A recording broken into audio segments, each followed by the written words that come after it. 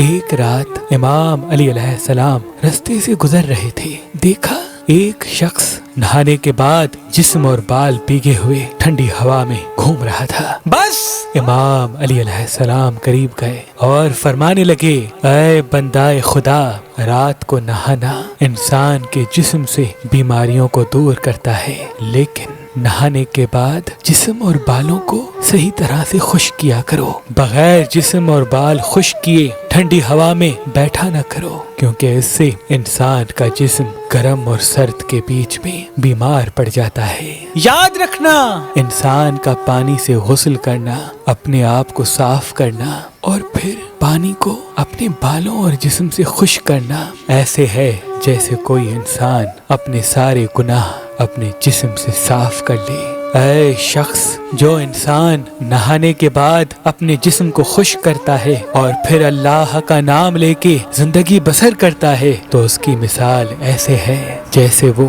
سارے گناہوں کو اپنے وجود سے مٹا کے پھر سے ایک نئی شروعات کر رہا ہو، پھر سے ایک نئی شروعات کر رہا ہو، پھر سے ایک نئی شروعات کر رہا ہو۔